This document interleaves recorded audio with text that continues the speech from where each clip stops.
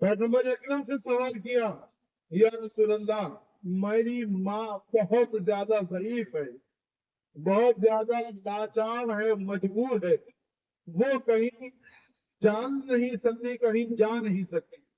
मैं अभी उसे अपने कंधे पर उठाकर हज के अय्याम में अपने कंधे पर सवार करके उसे तमाम अहकाम में हज और आमाल हज करवा कर लाया हूं। आप जानते हैं, इस जमाने का हज नहीं है कि जहां पर खाने काबा के अतराफ में संगे मरमर बिछा हुआ हो, सफा और मरवा के दरमियान संगे मरमर बिछा हुआ हो। ये उस जमाने का हज जहां पथरीली जमीन है कि जब कदम उठा रहे हैं तो हर कदम पत्थर से ठोकर ही खा रहे हैं। जहां में अकेले शख्स का चलना दुश्वार हो, वहां पर किसी और के अपने कंधे पर उठाकर चलना ये बड़ा मुश्किल मरहला है। उस जमाने की गर्मी के एहसास के साथ पैगंबर अकरम से सवाल किया, या रसूल अल्लाह, मैं अपनी माँ को नहलाता हूँ, धुलाता हूँ, उसके लिए खाना तैयार करता हूँ, उसे अपने हाथों से खिलाता हूँ, मैंने उसके लिए आमाल अपने कंधे पर उठाकर आमाल हज तमाम अंजाम दिए और सारे खाने काबा का तवाफ किया, सफा के चक्कर लगाए हैं। ये सारी मुसीबतें, सारी जहमतें बर्दाश्त करने के बाद आप पैगंबर से सवाल किया, या रसूलल्लाह, क्या मैंने अपनी माँ का हक अदा कर दिया है?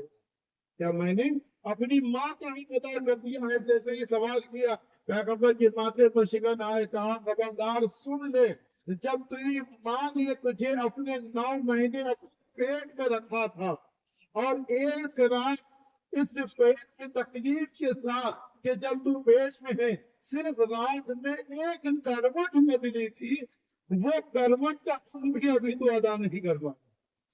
इतनी सारी जहमतें करने के बावजूद भी जब हमारे वजूद के साथ अपने पेट में जब एक करवट माँ बदलती है, तो उस करवट का भी हक हम अदा नहीं कर सकते। तो चल जाए कि पूरी जिंदगी की उसकी खिदमत का हक कैसे अदा कर किया जा सकता है। बस एक ही है कि हम अपने माँ बाप के साथ एहसान करने का हुक्म दिया है। परवरदिगार आलम ने कहा वक़ज़ा रब्बुका अल्ला तअबुदू इल्ला इय्याहु व बिल वालिदैनि इहसाना। परवरदिगार के लिए हुक्म है, ये इरादा है, उसने ये इरादा कर लिया है कि उसकी इबादत के बाद किसी और की इबादत न करना, बल्कि अपने वालिदैन पर एहसान करना। यहाँ पर एहसान के माने अरबी में जो बयान किए गए हैं, वो उर्दू के एहसान के माने नहीं है जो हम एक दूसरे पर एहसान करते हैं। यहाँ एहसान के माने हैं नेकी के। यानी अगर इबादत परवरदिगार के बाद अगर कोई सलाहियत है कि उसके साथ नेकी की जाए, तो वो सिर्फ और सिर्फ तुम्हारे माँ बाप हैं कि जिनके साथ नेकी करने का हुक्म दिया जा रहा है। हर आन हर लम्हा किसी वजह से भी खबरदार। बाद में आयतों में भी इरशाद फरमाया कि खबरदार इनके आगे न चलना, इनसे ऊंची आवाज में गुफ्तगू न करना, इनके साथ गर्दन ऐंठ कर बात न करना, गर्दन को उठाकर बात न करना, इनसे जब गुफ्तगू करना नर्म लहजे में गुफ्तगू करना, गर्दन झुकी हुई होनी चाहिए, आवाज धीमी होनी चाहिए। जब परवरदिगार ने बाप के सामने इंसान को भेजा है, तो कैफियत इस अंदाज में रखी है कि गर्दन झुकी हुई हो, आवाज आहिस्ता से हो, बिल्कुल नर्म आवाज से उनसे गुफ्तगू करना, उनके आगे सर झुका कर खड़े होना। ये कैफियत कहाँ रखी है परवरदिगार आलम ने? माँ बाप के अलावा कोई और जगह है कि जहाँ इंसान को इसी हालत में देखना चाहता है?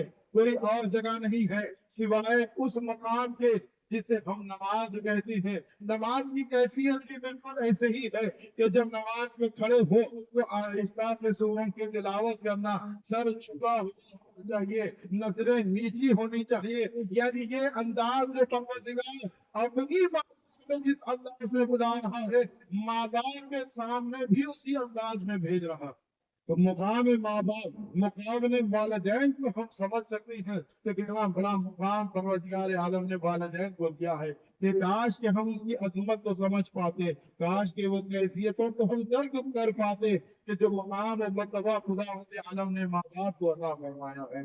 जिनके वालिदैन मौजूद हैं, वो इस नेमत को समझे और उनकी खिदमत करके जन्नत को हासिल करे। قبلہ ہم کیا کریں، ہمارے والدین نہیں ہے، کاش کہ ہم اپنے والدین کی خدمت کر لیے ہوتے تو آج دنیا میں اتنا پریشان نہ ہوتے۔ اور پیغمبر اکرم نے اس کا بھی حل اپنی زندگی میں بتلا دیا ہے۔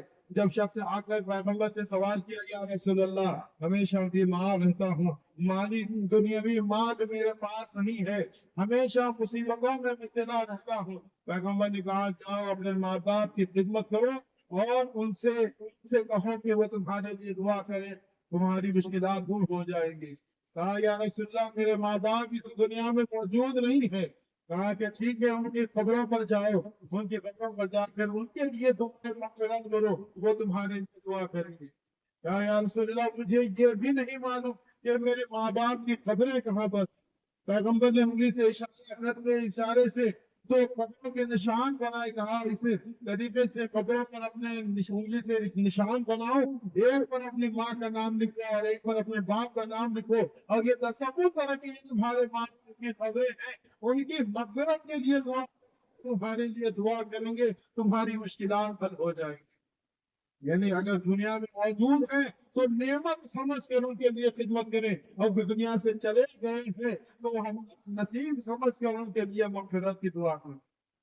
یہ ماں باپ ایک ایسا ذریعہ ہے کہ جو دنیا سے جانے کے بعد بھی کبھی رشتہ منقطع نہیں ہوتا، اور نہ ہی کوئی ان کی جگہ دے سکتا ہے۔ پیغمبر نے یہ نہیں کہا کہ دیکھو نہیں ہے تو جاؤ بڑے بھائی کی خدمت کر لو یا بہن کی خدمت کر لو یا اپنے رشتے داروں میں ان کے پاس چلے جاؤ، نہیں کچھ نہیں کہا۔ پیغمبر بھی جانتے ہیں کہ اگر ماں باپ کے لیے وہ جگہ اگر خالی ہو جائے تو پھر وہ کوئی جگہ کو پورا نہیں کر سکتا۔ یہ پروردگار عالم نے جو نعمت دی ہے ماں باپ کی شکل میں، اس کی عظمت کو سمجھے۔ احسن الکلام کلام اللہ۔ بسم اللہ الرحمن الرحیم۔ قل هو اللہ احد اللہ الصمد لم یلد ولم یولد ولم یکن له کفوا احد۔ صدق اللہ العلی العظیم۔